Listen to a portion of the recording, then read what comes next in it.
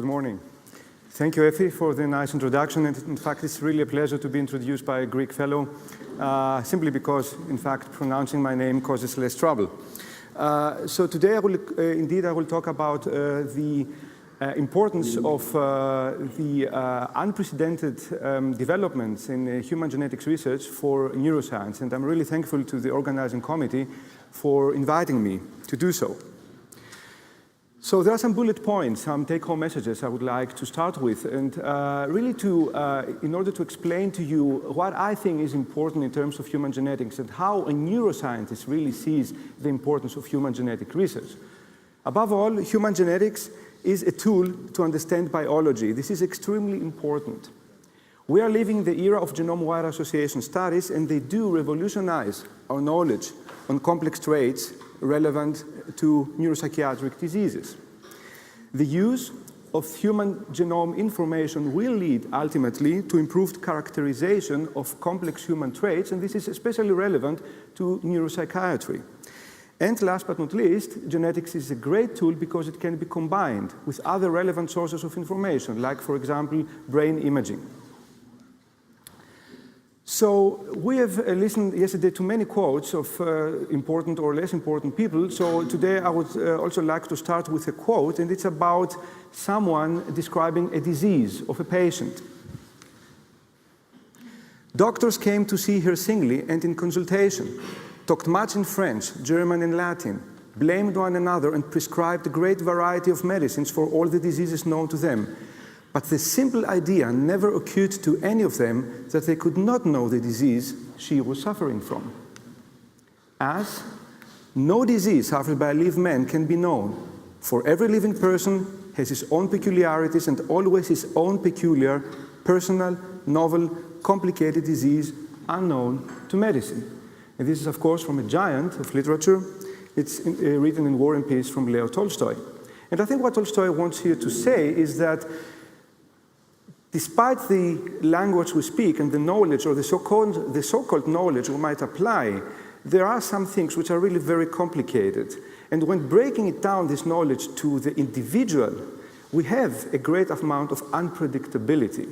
And I think unpredictability is something which must not be forgotten, even in the era of whole genome association studies.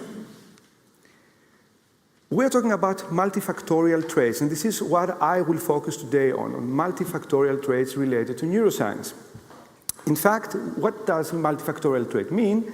There are several factors leading to a trait or a disease, being it environment, personality, medication, life events, and of course genetic factors, which might influence expression of a gene or a function of the protein. So we're talking about human genetics. And today, we have the ability, by applying a variety of techniques, to scan the entire human genome and to correlate the genetic information with traits. And it is a huge question to realize what is the value of human genetics in terms of prediction, in terms of diagnosis, in terms of pharmacogenetics, and in terms of other fields I will show to you later on. Genetics stands and falls with the choice of the phenotype and of the trait. Human genetics is a correlative science in its very nature. So what we correlate with the genetic information is really very important. So there are some important phenotypes which are very useful to correlate with genetics, but there are some other phenotypes which might be less suitable. For example, correlating genetic information with or let's say describing a gene as being a God's gene, which is related to religious belief, simply is, to my view, wrong. And I'm not going to argue with some metaphysical or ethical reasons. It's just this phenotype, religious belief, simply does not fulfill very basic prerequisites of a phenotype which should be correlated with genetic information. And which are the prerequisites for good genetic research? First of all, the phenotype should be heritable.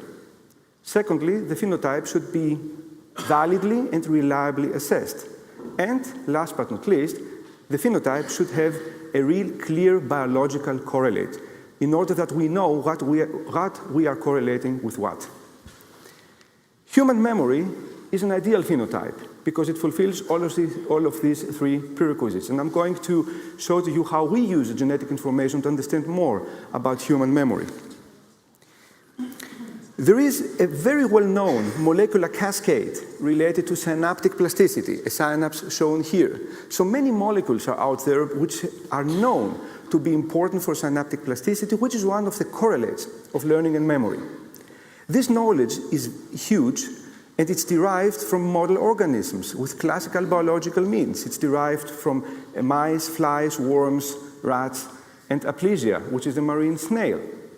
While we do know many things about synaptic plasticity and the molecules which are related to that, it is a very fair question to ask, how do we know that this signal cascade is also related to human memory?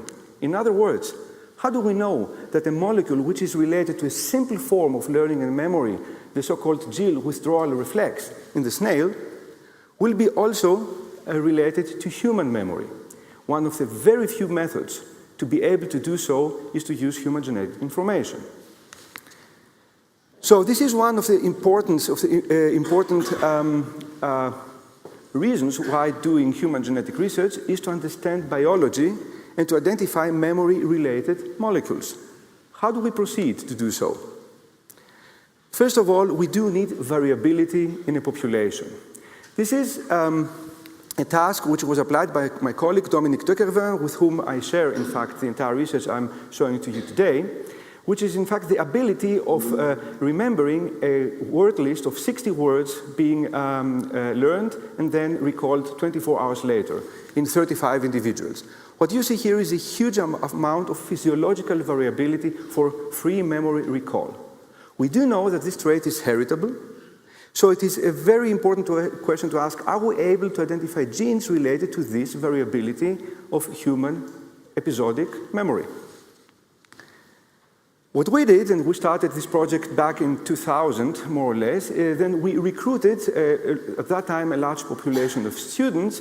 We tested them thoroughly for free memory recall, a very specific task of human memory, and we correlated this to genetic information. And at that time, we had reasons to believe that a gene called the serotonin 2A receptor might be associated with human episodic memory performance, and indeed it was. Carriers of a certain variant of the so-called tyrosine variant had worse memory performance than carriers of the histidine allele. What does this mean, this information? In fact, what does this mean? It means that the serotonin 2A receptor is associated with human memory. It does not mean that if you, at a personal level, are a carrier of a tyrosine allele, will have bad episodic memory, simply because there is a huge difference between group comparisons and individual statistics. So this science led us to the knowledge that the serotonin 2A receptor is associated with human memory, and that's why we're doing the science at this stage. How about the ability to understand neural mechanisms, to really look deep into the brain with the use of human genetics? For this, I will show you another example of another slightly other or different memory phenotype, which is emotional memory. Emotional memory is the ability to preferentially remember emotional information, being it positive or negative, as opposed to neutral information, if you wish to irrelevant information. We know that also emotional memory is heritable. There is big variability there. So are we able to identify genes related to emotional memory? For this, again, we decided to use the genetic association approach.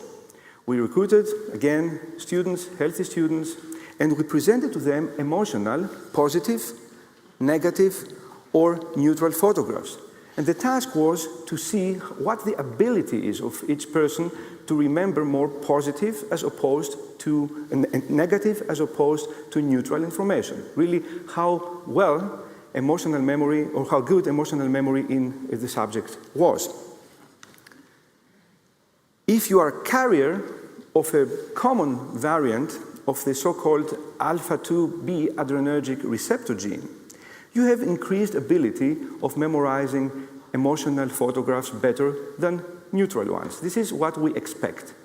If you're a carrier of a less common variant, which is a so-called deletion variant of the alpha-2b adrenergic receptor gene, then the ability to have emotional memory is increased, again, in a group, not by breaking this down individually.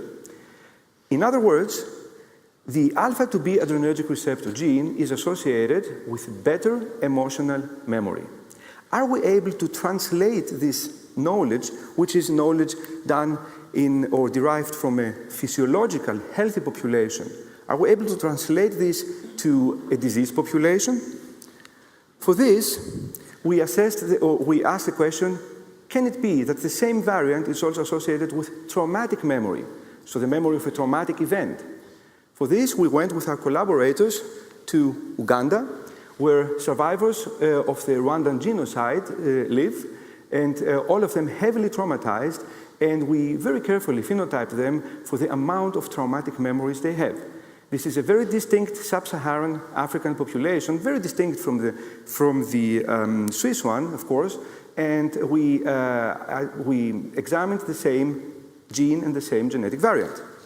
And what we saw is that, yes, this variant, which is associated with better emotional memory in Swiss healthy students, is also associated with the level of traumatic memories in sub-Saharan African populations, which are heavily traumatized, which shows the tremendous translational potential of human genetics, which can identify molecules related to a certain trait and then can translate this knowledge into pathophysiology. How about neural mechanisms? Because this is still a paper and pencil phenotype. It's still a really very, at the surface, genetic association study. How about the neural mechanisms? For this, we combined genetic studies with human brain imaging. And we asked the question, can it be that we can identify the reason why this variant is associated with increased emotional memory? For this, we presented to our participants positive and negative pictures, and this happens in the brain when you try to remember negative information as related to neutral information.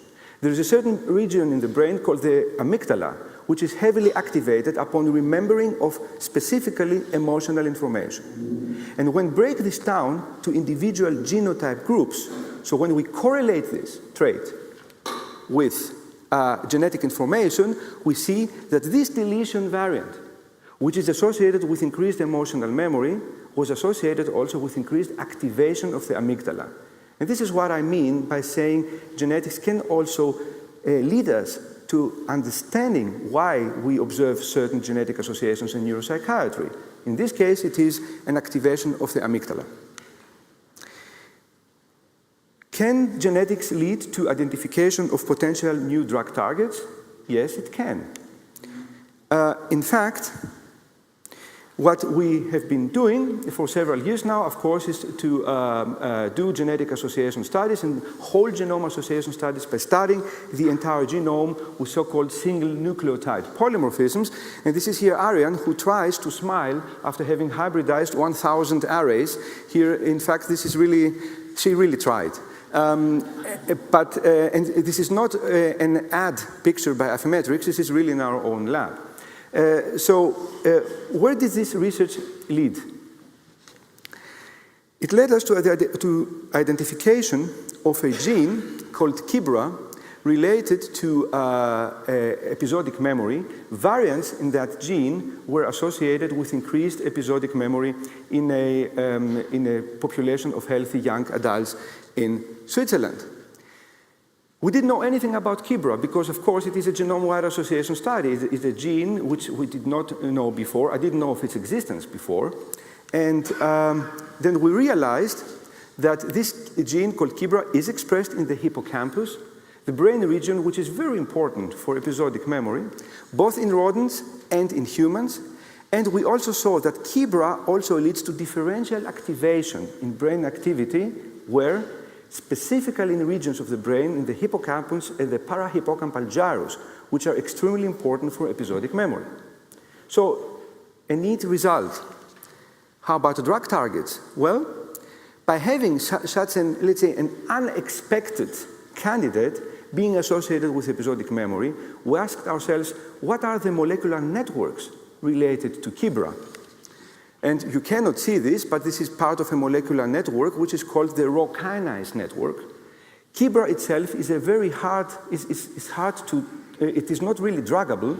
However, the Rho kinase is a very important pathway because there are Rho kinase inhibitors out there which are already given for indications like alleviation of symptoms of stroke.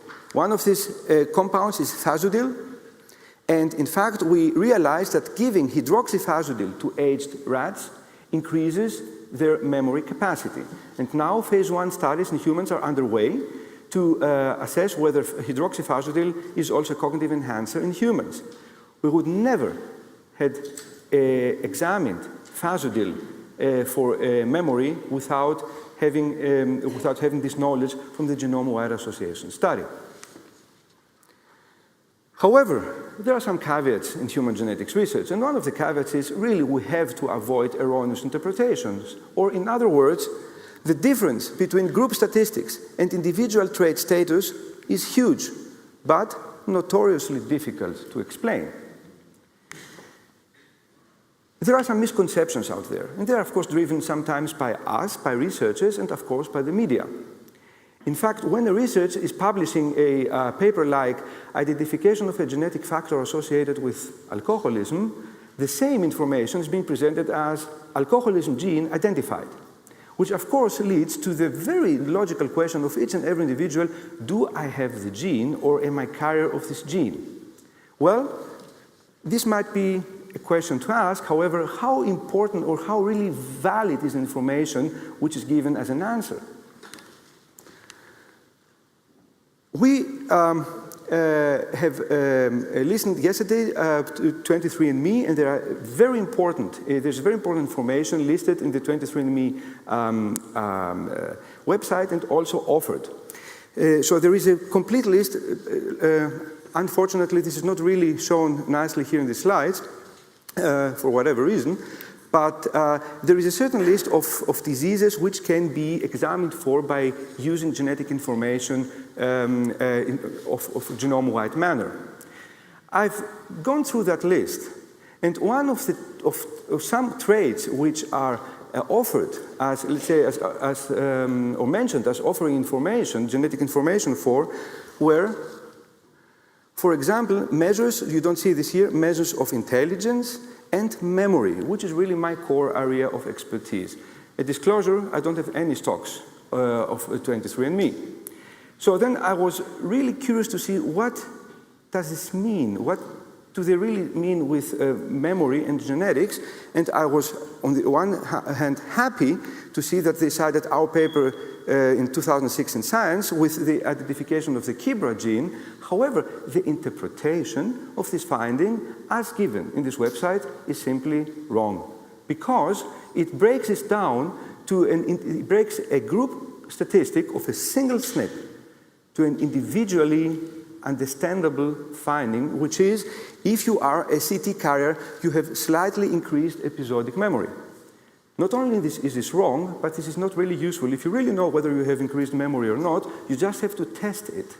And you don't need the genome to tell you whether you have it, simply because it is a very polygenic trait. And this, of course, this finding has led to questions in the 23andMe community. And of course, people are asking themselves, and these are quotes, I'm not making this up. These are quotes. Anyone have the gene for increased memory? I have it, and was wondering how common it is. I thought I did, but I have CC, which would be bad, theoretically, which is not. What are we talking about? We are talking about this group comparison. We are talking about the fact that CC carriers have this mean memory performance, CT and TT carriers this mean memory performance. There is a great overlap. Please don't forget these are standard errors, not standard deviations. And of course, this is a significant finding, but breaking it down at the individual level is simply not correct. Avoid, please, other erroneous interpretations, or never simply add population-derived risks to predict an individual's risk, also notoriously difficult to explain. What do I mean with that? We know for several traits that genes have been identified which are associated with increased or decreased risk for a certain trait. Am I able to extract a compound genetic score which really is important for individual prediction? Just by simply adding the odds ratios of the risk. Here, this is one individual. That individual has been typed for 1, 2, 3, 4 SNPs related to a certain trait. He or she is carrier of 2 variants which are associated with reduced risk and 2 variants which are associated with increased risk. Never add odds ratios because it simply implies that the effects are independent of each other, which is not the case, or which you don't know. And secondly, a simple addition ignores the importance of gene-gene and gene-environment interactions. So it's not really is a logical way to do, but scientifically not sound. Can we improve prediction? Yes, we can in some cases, for some traits, for some diseases, but for others we cannot. For example, take Alzheimer's disease. There's been a very nice study in the Journal of American Medical Association in 2010, done in a very important cohort, the so-called Rotterdam study, extremely well phenotyped study, brilliant research. Researchers have then calculated in this large cohort the receiver-operated characteristic curves and the predictability of some factors for incident Alzheimer's disease. Well, just by introducing age and sex as the only predictors for incident Alzheimer's disease gives you already a predictability of around 75%. Of course, the most important risk factor for Alzheimer's disease is increasing age and gender. By adding a genetic factor, a very well-known genetic factor, ApoE, increases the predictability highly significantly. In terms of clinical relevance, we can ask a question whether it is relevant or not. But this is really a question. But what is not a question is the following fact. Besides ApoE, there is a huge list right now of very validly identified genetic factors related to Alzheimer's disease, called clustering, PCALM, and whatever. All of them derived from very well done genetic association studies. What happens if you add also these genetic factors? Does predictability increase? It doesn't, because there is absolutely no increase in predictability, regardless how many genetic factors you add in the model. Well, you might say you just, or the authors just used the wrong model. There are also other examples for other diseases, like for example here in coronary heart disease, a huge study published in The Lancet 2010. I don't want to read the entire abstract to you, but just the following. Genetic risk score, that means the addition of all the known genetic factors in a huge cohort, I think of 30,000 participants. Genetic risk score did not improve C-index over traditional risk factors and family history, which is important. So what does this mean? Did genetic association studies fail? They didn't, because they identified valid factors related to a certain disease and they revealed new pathways. But if the wish is to predict coronary artery disease, well, I think a reviewer of a scientific journal would have told me your interpretation is not supported by the data, and the paper would have been just rejected. There are also other developments in neuropsychiatry. There are other companies out there, like, for example, Psynomics, which claim to be able to predict bipolar disease by a simple genetic test. I don't want to elaborate on this. This is scientifically wrong. There are other companies out there, for example, Neuromark, who claimed that they can predict the level of suicidal ideation upon treatment with a serotonin reuptake inhibitor. The point is, this finding is a really true finding, is a nice finding derived from this study here, published in the American Journal of Psychiatry. However, the authors themselves say, if replicated, this finding might shed light on the biological basis of this potentially dangerous adverse event if replicated. And this is very important. The same scientific standards we have for publishing our results should apply to each and every finding publicly available in the internet, because it may just lead to erroneous interpretations. So companies address very important issues, and they include very important information. However, many implications and many explanations are just not supported by the current data. And I just would like briefly to quote Eric Green, who it was I think 2009, when he was asked, what advice would you have for people who are considering buying personal genomic services from a company? And then he said something important. I haven't yet gone to get that information, because I think that the amount of information available at this time wouldn't really change anything that I am doing. A lot of what I know about my own health is based on family history. And family history is something which we tend to neglect and to forget. By assessing really family history, we already have a vast amount of information in our hands. And this is very important. But Eric Green said also something even not less important, the fact that, but it is a changing landscape. So I don't think that any advice I would give today would be the same a year from now, which is also equally right.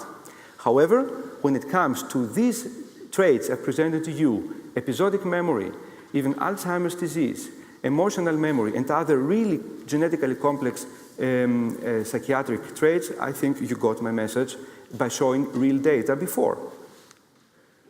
So, well, what is personalized medicine for? Is it good for prediction? Yes, in some cases, and we have to identify in which. Is it good for diagnosis? The same answer. Is it good for pharmacogenomics? Absolutely it is. Here, the situation is a little bit different. The science is not different. However, the consequence of a misclassification is not the same as the consequence of a misclassification when doing prediction. So pharmacogenomics is a very important field, but I will not elaborate on this. I would have to talk for 2 hours, I think. The last, but really for me the most important reason we are doing, thank you. The last and most important reason why we are doing genome-wide association studies, and really why we're using the whole genome information, is to understand biology, is to identify new therapeutic possibilities. I presented before the case of Kibra. There we have something, let's say, a candidate drug, which would have never been identified without applying genome-wide information to a large number of individuals, so very important. So what is our strategy back home? This is a Manhattan plot of a very fresh data we just received in the lab together with Dominique Dequervin. Here the core phenotype is emotional memory, so the ability to memorize negative and positive information better than neutral one, which, as I presented before, is important also for diseases of the disturbance of emotional memory, for example, post-traumatic stress disease.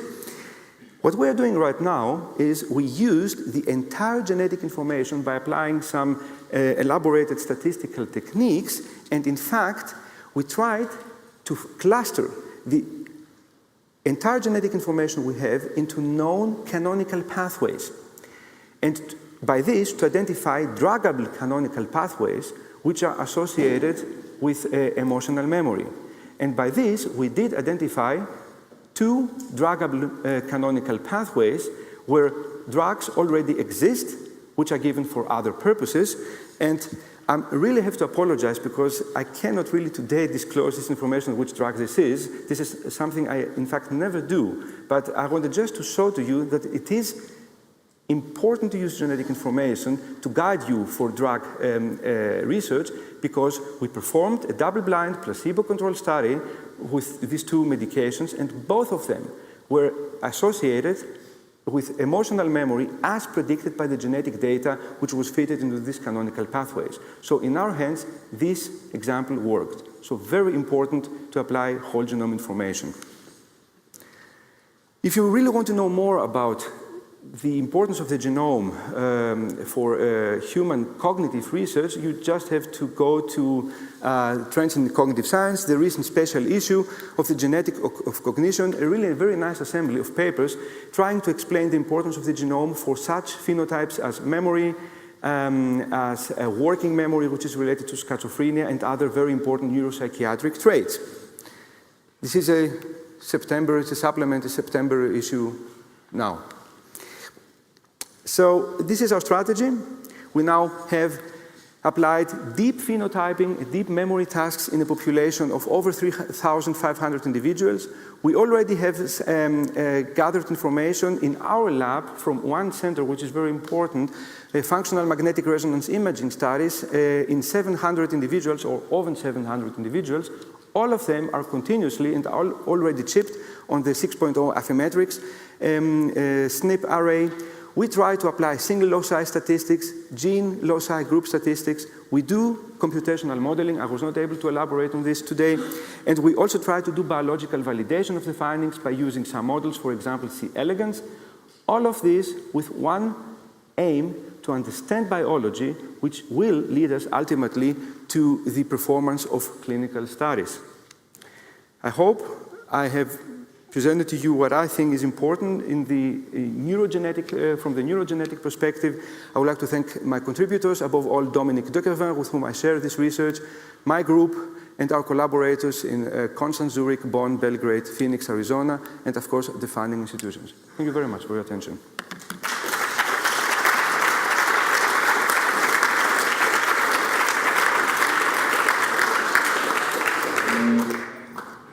So we have time for discussion, questions. So, Andrea, you're right about the aspect of not adding risk when you're just thinking of the biology. So basically, there will be genes that carry information that interacts with genetic information from other genes. But the discovery of these variants and the calculated odds ratio was done under the assumption of independence. So it was not considering the interaction component. So under this model, this statistical model, and whatever inference the odds ratio, whatever inference was made for the odds ratio, it is actually appropriate to add the odds ratios. What it is not appropriate is that if you were to add all the aspects of biology that eventually are discovered by additional explorations to then go into this model. But if you were, for example, to do a genome-wide association study where you discover all four independently, because that's the statistical model, then you can simply add them with the odds ratio estimated. Absolutely, but this is what exactly I mean. It depends on the phenotype. There are some phenotypes and traits where you will be able exactly to do this. And this will mostly apply to some oligogenic traits. I'm thinking, for example, about age-related macular degeneration, which really turns out to be not really polygenic, but there are a number of genes where adding odds ratios will or might be important. However, in other cases, as shown by data here, it is not helpful. Why this is not helpful?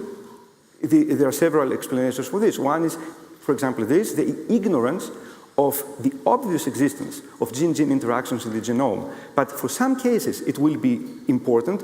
It's just we have to identify where is this feasible and where it is not. Yes, please.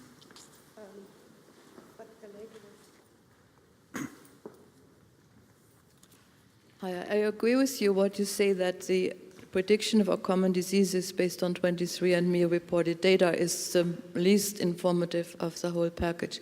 But I just want to clarify a few things. The company was founded under the idea that individuals have the right to access their own genetic information. So the company is trying to help interpret this information, which is all based on the published literature.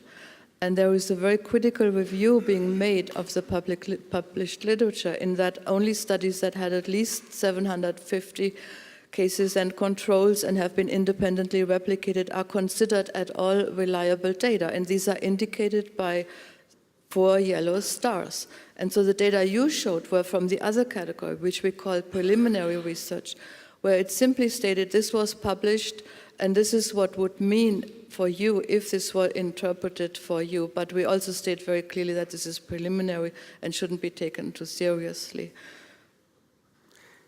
I absolutely agree with you. However, we have also to realize that there are also not preliminary data, really neat data in large populations where still the odds ratios of the identified variants are extremely low. And as I presented in the case of atherosclerosis, coronary heart disease, and Alzheimer's disease, there are some factors which increase the, let's say, the prediction, and others which do not. And it is really my wish to be very, very, very cautious with the interpretation of these results. Andreas, in a way, what you tell us is that within these canonical pathways or receptosomes or whatever it is, that you have a tremendous potential of, let's say, compensation possibilities, which in fact we ignore totally.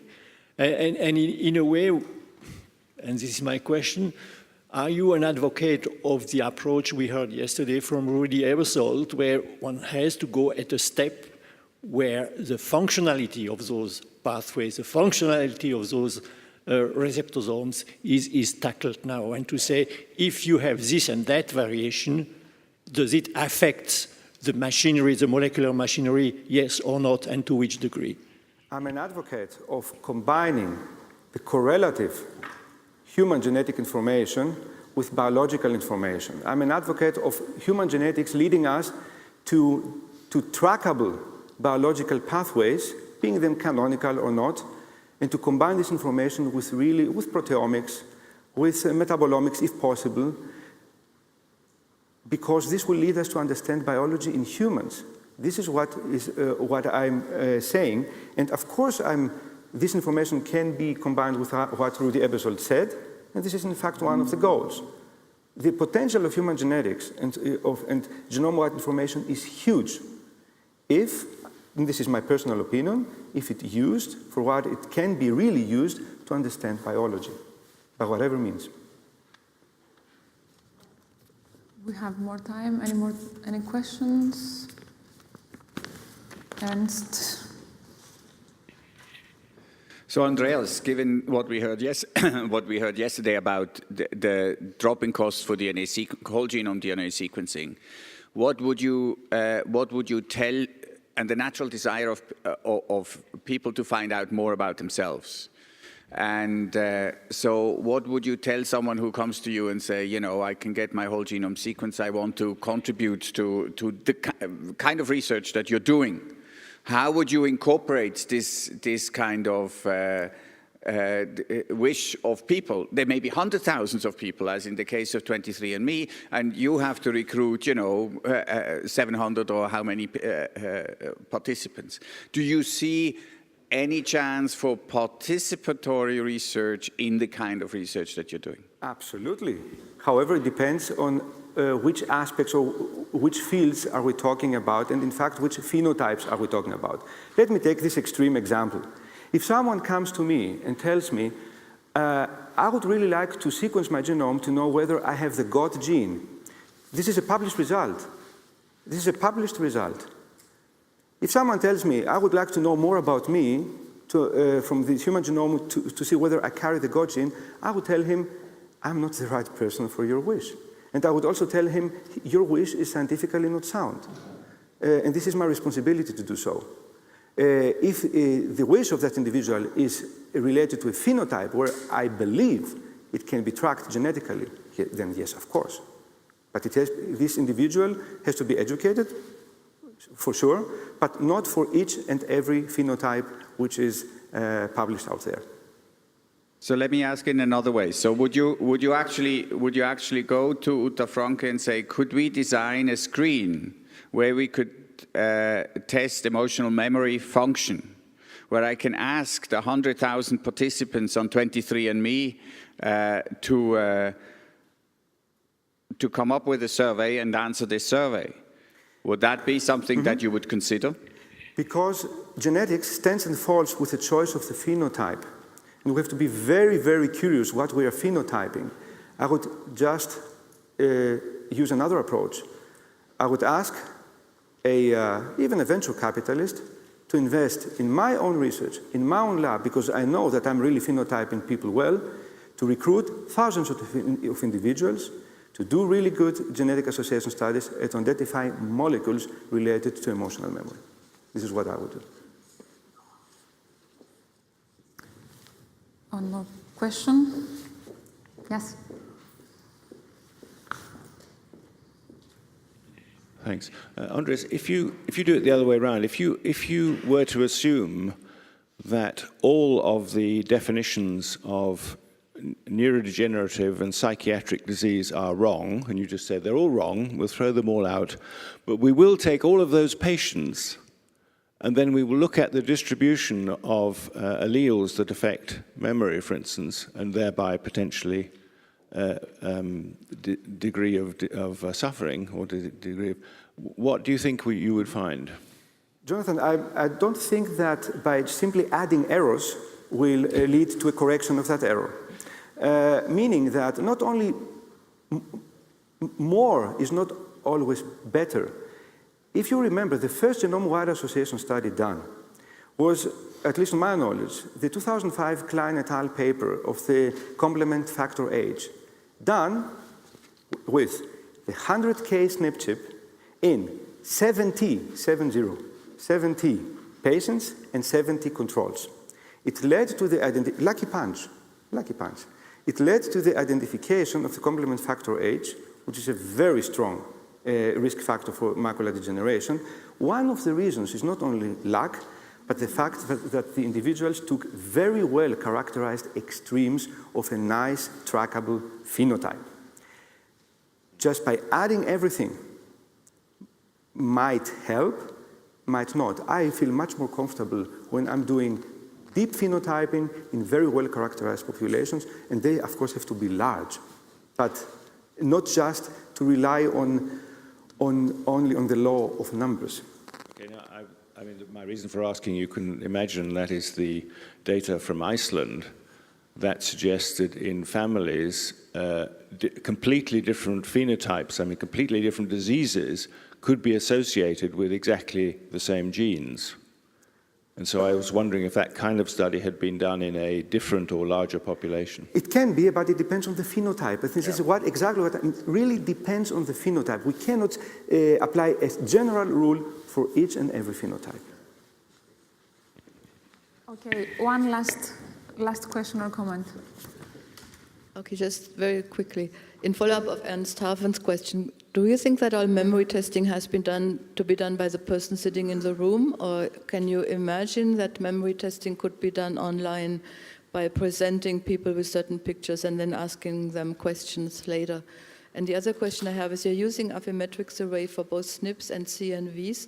Do you have any notion yet how powerful the CNV data would be compared to the SNP data? Okay, thank you. So to start with the second one, with the CNV,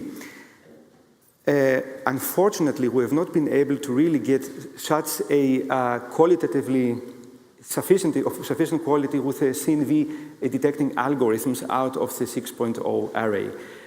We saw tremendous variability in the signals, and this is something you know better than I do. So I do think that CNVs will contribute to that. This is my belief, but at this point I cannot really prove this because the quality of the scientific data prohibits me from doing so. The first question you said, absolutely it is possible. However, it has to be designed very cautiously because episodic memory is not episodic memory. It is a different story whether I present to you a word list or a picture list. I activate different and complementary areas of the nervous system. So it is feasible, but it has to be done very, very cautiously with the experts, and experts are important. Okay, I think we end here. Thank you very much. All right, there we go. Thank you very much. Thank you.